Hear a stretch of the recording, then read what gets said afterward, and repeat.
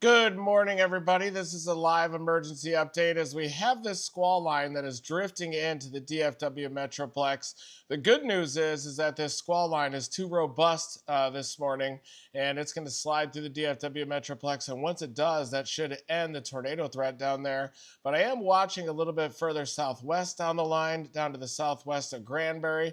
That could intensify into some supercell storms and then try to slide out in front of the squall line a little bit into the more unstable air. But we do have a tornado warning just to the south of Hugo, Oklahoma. That's what I'm watching right now. It's up into that radar hole up there in Hugo, moving into south east Oklahoma. That's near the apex of the bow. We could go up to the Fort Smith radar here a little bit closer, try to see if we can see anything down there. A little bit of rotation maybe. This is near the apex of the bow, and this is where you'll get a little bit of rotation up here. This is just to the south of Hugo, down on the Texas side of the Red River. There you can see the Red River just to the southwest of Grant. That's where that area of rotation is located. But this is definitely more because that's in a radar hole, certainly. But you could get a couple spin-up tornadoes right along this gust front as it's moving through southeast Oklahoma. Keep an eye on this Hugo. You got a severe thunderstorm warning with a tornado possible tag, and you could certainly get some meso vortices embedded in there, some tornado-like vortices just behind that squall line, certainly. A lot of lightning as well behind that. And there is some decent wind shear that's going to develop out ahead of this squall line with a low-level jet of about 40 to 50 knots. But it definitely is more vigorous than last night's models were showing. Last night's models were showing this squall line to be a little bit weaker, and then the low-level jet developing over the DFW Metroplex with a late afternoon and evening tornado threat.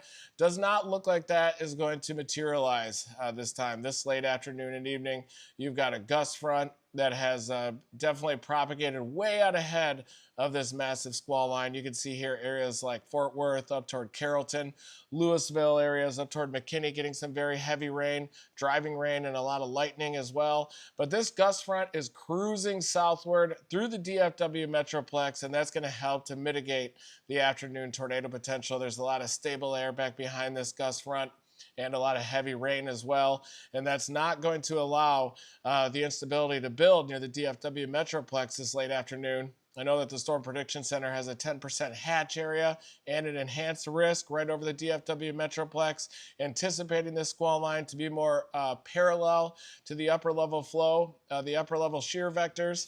If that would have happened, and if this was a weaker squall line, then it likely would have draped an outflow boundary back across the DFW area. That low-level jet would increase by late afternoon and evening, and that would bring a tornado threat in there. But because this squall line is a little bit too vigorous, that is going to end the tornado threat across the DFW area late afternoon into evening. It is possible that that tornado threat could just shift a little bit further south, a little bit to the south of the DFW Metroplex, down across this region, Waco, up toward the Mount Pleasant, Texas area. We do have that active tornado warning just to the north of Paris, Texas up there. That's up near the apex of the bow echo. This is the bow echo up here, and usually the tornado threat with those bow echoes is maximized from the apex of the bow and northward up on the cyclonic side of the apex of the bow. So you can see the apex right about here moving near the Paris, Texas area, and just to the north of that, that is where that tornado warning is located, just to the south of Hugo, Oklahoma right now. And you can also see a ton of flash flood warnings that are being issued from Decatur up towards Sanger. They're coming in down in the DFW Metroplex as well. Definitely a lot of flooding that's going to be happening down there. But the tornado threat doesn't look as robust today. And I'm going to break that down right now here for you. The long range, though, looks quite active. Looks like next Monday and Tuesday is going to be quite active. Across the plains, central and southern high plains, moving into the southern plains as well, Oklahoma and Texas. And then it looks like there's another system right back behind that as well. And so we are going to begin this meteorological analysis of what's happening today with the trough shape. So here at Team Dominator, we always like to start with the upper level trough shape, start with a little bit of meteorology here to break things down. Thank you everybody for tuning in to this live update. Definitely need a like rally if this is something that you're interested in. But here is the trough shape today. You can see it's an east side loaded trough, definitely conducive for a messy type of a convective evolution. Usually, if you have a trough with a lot of flow rounding the base of it right at ejection, that'll bring an elevated mix layer from west to east, and you'll get those supercell storms. This one's just a little bit east side loaded and slowly ejecting. So this is how it looked this morning. And then you go to this evening, that's when you really get that vigorous jet push. And it's a little bit late arriving and a little bit further east as well. And we also have the development of that large scale squall line that happened. But a trough shape like this is still favorable enough to generate a vigorous low level jet into eastern Texas. You can see the low level jet greater than about 40 knots there across East Texas into southwestern into the Arklatex region. We'll zoom in a little bit more closely on this, and I want to show you how the convective evolution has changed with that squall line so far this morning. This is the 12ZH-RRR model, and even the 12ZH-RRR model didn't have the best handle on it. It was kind of gradually coming around, but this is the 12Z showing you that squall line here, moving through southern Oklahoma and northwest Texas. This was this morning. That was at about 7 a.m. Then we'll go to 10 a.m. and it shows you the evolution of that squall line. Looks a little bit north-south than what it appears on radar right now. And I can zoom out a little bit to show you exactly the shape on radar, what that looks like right now. But it's a lot more southwest and northeast oriented. Here's that squall line as of this morning, as of 11:20 in the morning. You can see that it's more robust and it has that southwest to northeast orientation, and it's faster as well, moving near the Hugo, Oklahoma area as of right now. So you can kind of compare with the convective allowing models. Definitely showed it moving a little bit more slowly in the 12Z run. But as you go toward more recent runs, it's started to adjust, has that more kind of blown out look, southwest to northeast. Definitely the 12ZH-RRR model showed a more vigorous squall line oriented with a more south to north orientation than what it's really at right now. Here is what the H-RRR model has right now, and so it's a lot more accurate, showing a bit more of a blown out squall line, southwest to northeast orientation. But it does show these supercells organizing along the southern periphery of the line. That's happening, at least according to the 15Z H-RRR model. It's possible that these could be more vigorous a little bit further to the south of the DFW Metroplex. So it's possible that the tornado threat could be increasing a little bit further south, down near the Waco area, into East Texas as well. But it's also very likely that this could just be a squall line that cruises through eastern Texas with a bit of a weakening low-level jet. Looks like this is going to peak in the early afternoon hours. This is at 2 p.m. right here. So this is the mode that we'll have to watch off to the south of that MCS. These will certainly have some tornado potential, and they do have a low-level jet also feeding into the base of that line of about 50 knots. This is at 2 p.m. So that's when the tornado potential is really going to peak, a little bit to the south of that complex of storms, down to this low-level jet that's starting to ramp up. We can look at our significant tornado parameter, and it is also ramping up down here much further south in the DFW Metroplex. So the tornado threat is going to shift a little bit further south. We can look at a forecast sounding here.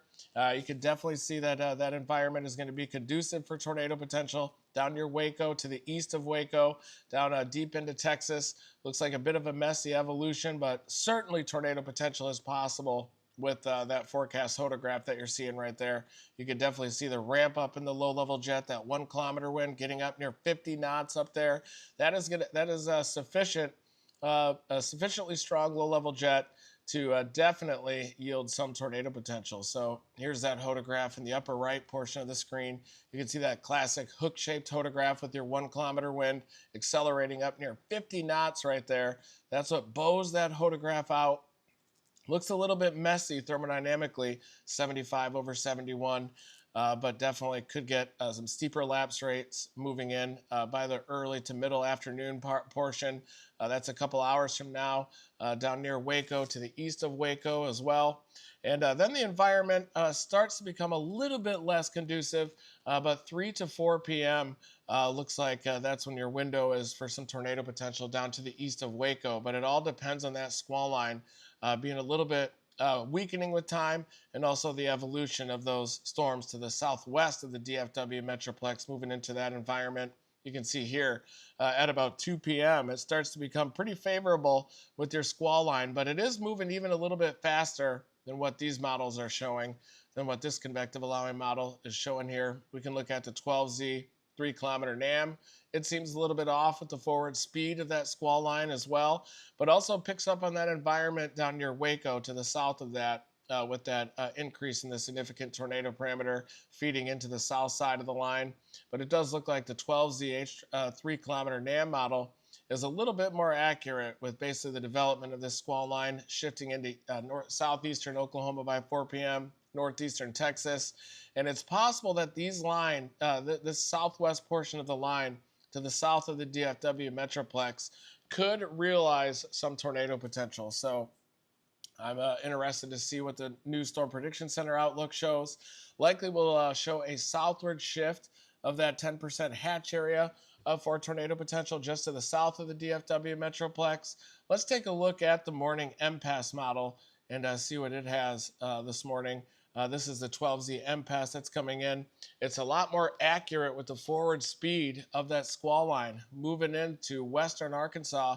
This is at 19Z, and we're watching down here on the southwestern edge of that squall line for the development of any supercell storms.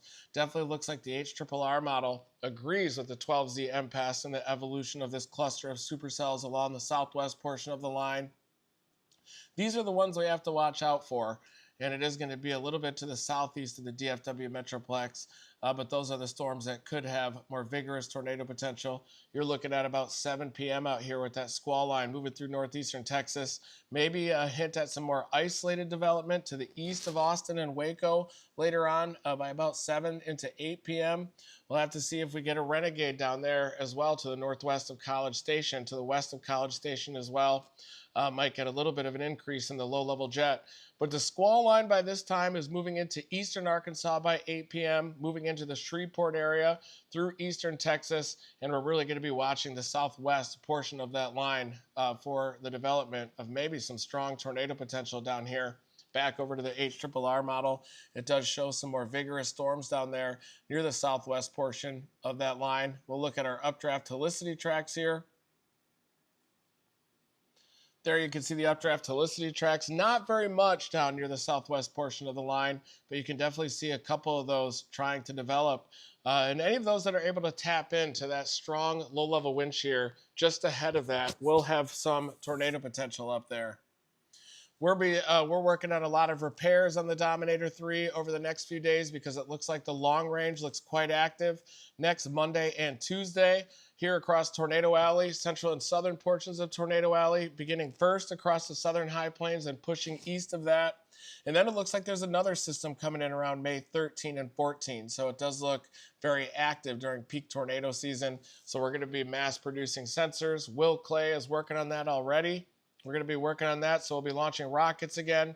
We're going to recover the rocket that we launched into Weatherford, Texas as well. And we are going big when it comes to peak season here. We're going to be using a Dominator FPV drone to drop parachute probes near the tornado. We're going to be streaming live video during that entire process as well.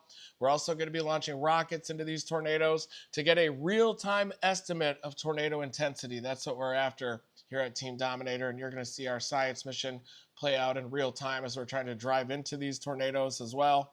Today, though, it looks like that tornado threat's going to be to the south of the DFW Metroplex. I do want to take a look at the RAP analysis as well here on the Storm Prediction Center site. There is a tornado watch that has been issued out ahead of that line as well. This includes the northeastern portion of Texas, southeastern Oklahoma, into southwestern Arkansas. There you can see that watch. Let me slide that a little bit to the right on here with our live from Team Dominator headquarters. There you can see that tornado watch that is in effect. And it includes basically near the apex of that bow. That's where you could get some of those embedded tornadoes within that line. We already have a tornado warning there just to the south of the Hugo area. Let me square up my Epic pen again. There's the apex of the bow that's moving into that tornado watch area. That's where you're going to have the greatest threat of those embedded tornadoes. And this one down here already has that tornado warning. You can see another bow up a little bit further north going through McAllister. So you're going to have the potential of some embedded tornadoes within that. But you also need to watch down here near the southwestern portion of that line for some development out ahead of it That's going to be down to the south of Stephenville, southeast of the DFW Metroplex, down near Waco. We're going to have to watch this area for some tornado potential as well, based on the convective allowing models, latest trends of those convective allowing models as well. But we do have that tornado watch that includes Tyler, Texas, all the way up to the Fort Smith area, and that's because of this advancing squall line right here with the accelerating low-level jet, including into the southwestern periphery of the line. That's where I'd watch out for any supercell tornado potential later on, especially mid-afternoon time frame. But we still have that enhanced risk waiting for the new outlook. That's the 13Z outlook, which had that strong tornado potential centered around the DFW Metroplex. And it looks like that tornado threat is going to be a little bit less for the DFW Metroplex, but I'm anticipating a shift south of that stronger tornado potential down near the Waco area, a little bit to the southeast of that risk area. Thanks everybody for tuning in to this live meteorological breakdown of the setup here. This is from a storm chaser perspective. We are going to look at the meso-analysis, these meso-graphics, to try to anticipate how the wind shear and the instability is evolving out ahead of this squall line. Here you can see the latest RAP analysis. This is a tool that we use oftentimes real time during storm chases to assess the environment to the east of a feature like this, a mesoscale feature. We've got this squall line that's pushing through eastern Oklahoma. It's drifting through the DFW Metroplex. It's moving a little bit more slowly back in that area. Let me square up my pen there as well. So there you can see the shape of that squall line right now, and it's moving a little bit more slowly down over the southwestern portion of the line. It's advancing a lot faster over southeastern Oklahoma right now. And let's look and see how the instability is evolving just ahead of that line. We're going to look at Cape surface-based instability. It does look like we have some backed winds and decent instability out ahead of that bow, and that's why we're getting some tornado warnings within there. That's why that tornado watch has been issued as well. A little bit further to the southwest, we also have some backed winds feeding in there and a little bit of some growing instability. You can see this 4,000 Cape that's coming in from the south over central Texas, coming out of the Texas Hill Country. A little bit of instability down there. Let's take a look at the low-level wind shear out ahead of this line, which I bet is pretty vigorous to trigger those tornado warnings and even maintain a squall line like this into the morning hours. We're going to look at our effective storm relative helicity here. It actually looks like the low-level wind shear is not that robust ahead of that bow that's moving into southeastern Oklahoma. But we do have some decent wind shear out ahead of the southwest portion of the line, just to the south of the DFW Metroplex. That low-level wind shear is starting to ramp up a little bit ramping up a little bit into the south portion of the line, southwest portion of the line. So that's why we're watching for the development and maturation of any supercell storms near this area, just to the southwest. Those might have a chance to stay just ahead of the gust front, move into that stronger low-level wind shear, and I can see a couple of tornado warnings across this area. You can start to see that low-level wind shear increase to the south of the DFW Metroplex, down near the Waco area as well. That's going to be that uptick in the tornado potential that could happen in the middle to early portion of the afternoon. And it actually looks like we have a maintenance of that strong low-level wind shear near the southwest portion of that line. That's why just to the east of the Waco area, that's where I would anticipate that tornado potential to evolve into the early to middle portion of the afternoon from about 1 to 4 p.m. there. That again is just to the south of the DFW Metroplex, where I'd expect that tornado potential to really evolve. And it even looks like there could be a couple of renegades out ahead of the line out near Canton, Texas, out near the Tyler area. That could happen down there, East Texas. Definitely the low-level wind shear is in place for a strong tornado or two out there if you can get supercells to evolve off that southwest portion of the line. And here is the 1630 outlook. Still has that strong tornado potential. It has been shifted a little bit to the southeast of the DFW Metroplex, down near the Waco area as well.